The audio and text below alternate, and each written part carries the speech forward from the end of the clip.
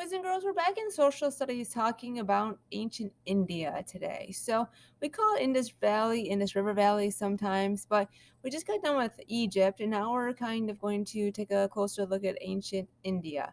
And so today, for your question of the day, we were asking, where is this ancient India located? Where is the Indus River Valley? And on this map, it's right in here. What country is that close to or near? Let's take a look. So if you take a look here, we can see it's right here, which is really Pakistan, modern day Pakistan.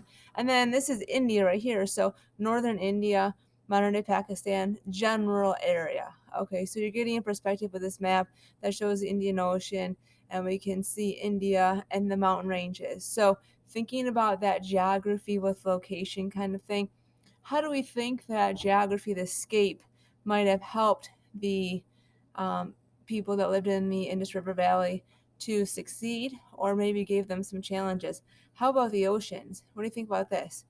How do you think that might have helped them? And then, of course, we've got the Indus River. So that we know is a success story because every early civilization that we found is near a river. They need that for survival.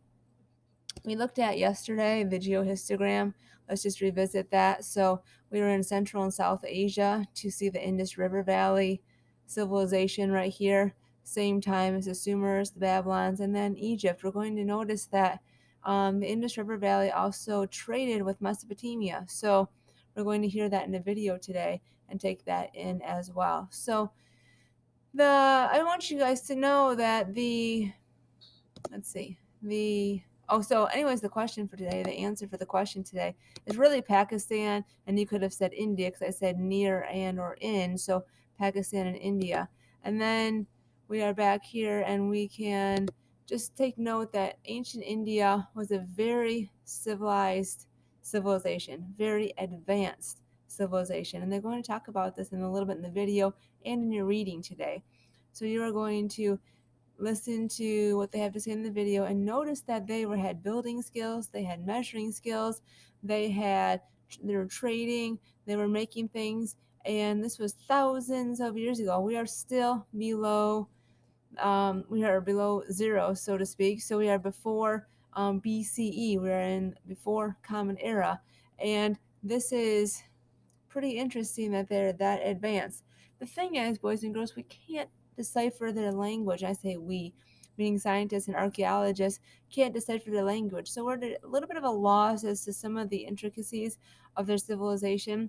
But we know from the archaeological evidence that lots of things were going on in ancient India, and they were doing a lot of advanced things. So, with that in mind, I want you to go ahead and listen to this video, and then we will come back for the rest of the lesson for today. Thank you for being good listeners and just taking it in today and learning everything you need to know. Okay, making sure that's all the way up. Thank you. We've talked about in multiple videos, some of the earliest civilizations we have found have been around river valleys.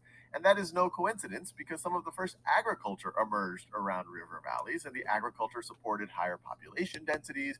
Just glancing at this map, can you figure out which ones of these rivers are which civilization?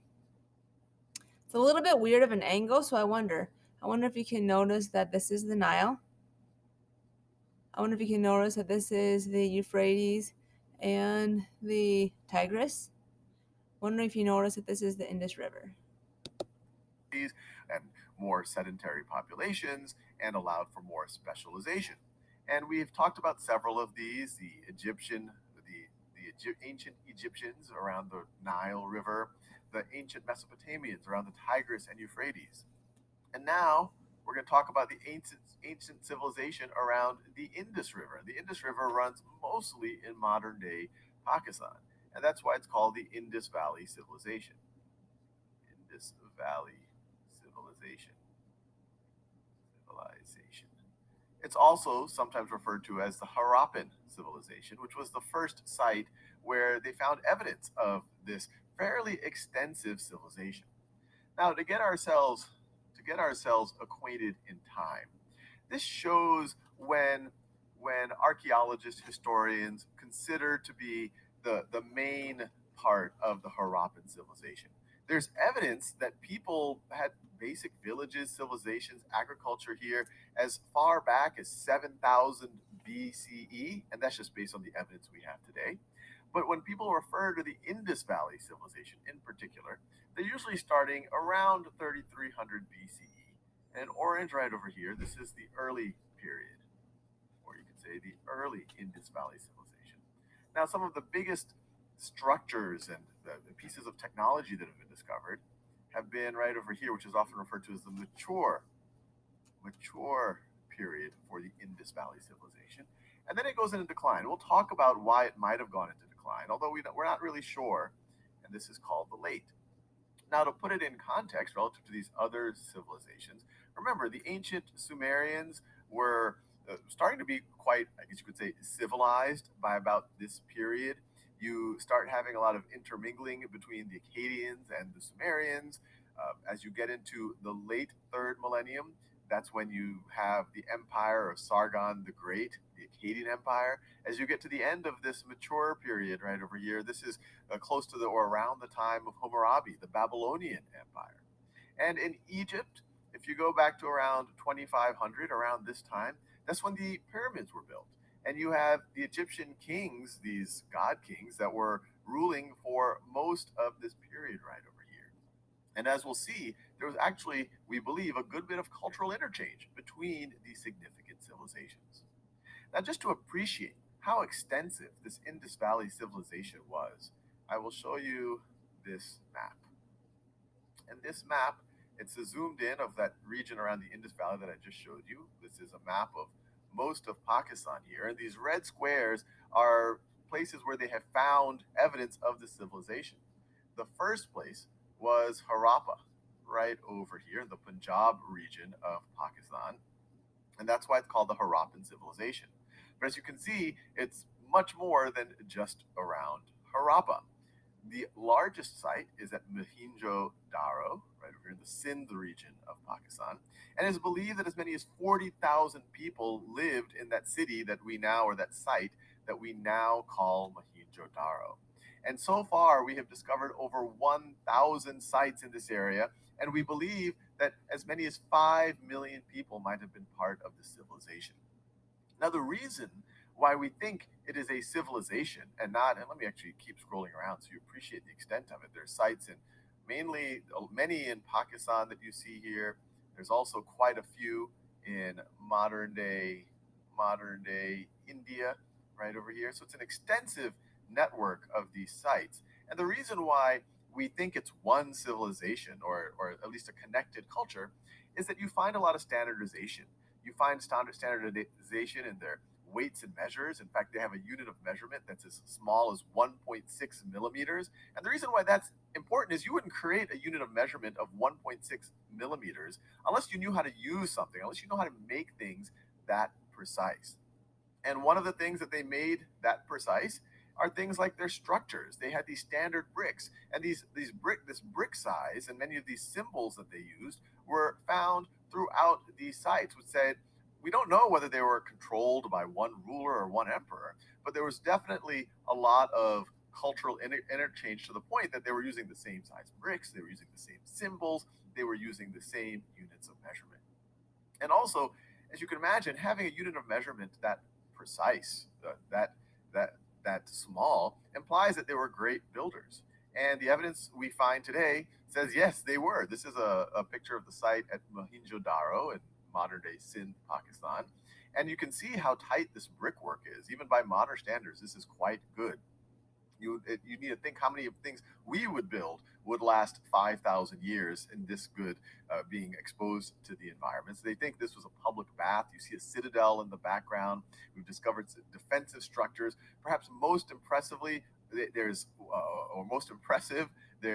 sewage systems. They think houses had wells, water. So this was a technologically advanced civilization, especially for that time. In many ways, more advanced than the other civilizations, the contemporary civilizations that we had talked about. Here's some examples of their sculpture or of their art. This one right over here is a picture. It's called Dancing girl, but she's not dancing, but they think that might be her profession. But once again, it's all speculation by archaeologists today. This they believe is a it's called priest king. Once again, it's all speculation. This is an example of the types of seals they made. This is their jewelry. Once again, this is quite intricate jewelry. And this jewelry was not just discovered in archaeological digs in these various sites. There's evidence of there's evidence of their jewelry as far as Mesopotamia and digs there. And they believe that there was actually a very active maritime trade network between these areas. There's jewelry discovered in these Indus Valley civilizations that were based on shells from the Arabian Peninsula. They have materials from China, so there's materials from other parts of India. So once again, a very, very extensive trade network. These civilizations would have known about them. But as we said, they were they seemed somewhat organized, even though we can't read their writing. In fact, I have some examples of their writing here. And you might notice, so this is examples of their writing. And you might notice there, this is turned into a somewhat infamous symbol now because of the Nazis. This is a swastika.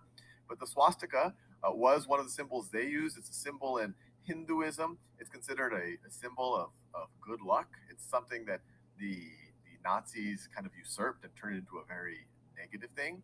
But it does show this connection between that Indus Valley or that Harappan civilization and modern cultures that are in India and things like the Hindu religion. Although once again, we do not know a ton about their religion because their language hasn't survived and we cannot decipher their actual writing. But because of their organization and the consistency, a relative consistency amongst these different sites that are so far flung, this is a large distance even on modern terms, but especially if we're talking about 4,000 or 5,000 years ago. Because of that, we think that, okay, there must have been at least decent government administration or organization at a city-state level, although we're unsure whether there was a connected empire, whether you had an organization beyond that, or they all just decided to take each other's standards and symbols and brick sizes and things like that.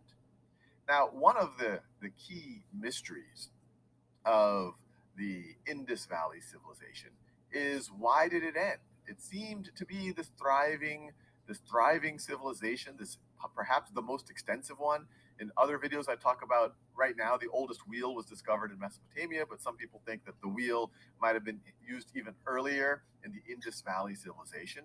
I talk about this period as early as 3300 BCE, but there's evidence that the civilization started much earlier.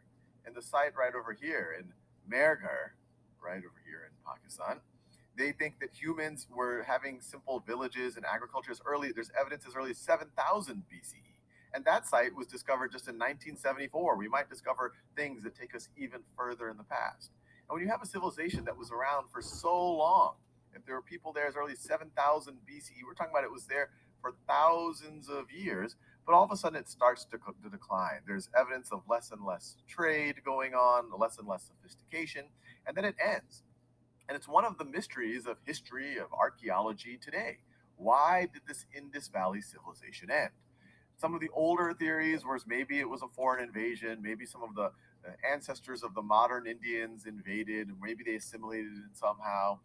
More current theories don't think that was the case. They think it might be some form of climate change, that some of the important rivers dried up, made the agriculture much harder. Some people think it might have been a natural disaster. It might have been a flood of some kind, but we just don't know. Or the people, for some reason, decided to leave, die, migrate to maybe other parts of the region.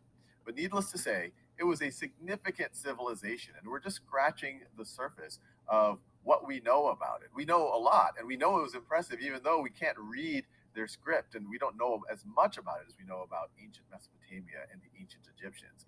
But signs are that as more time passes, we'll realize that it was more and more sophisticated and impressive than maybe we even appreciate today.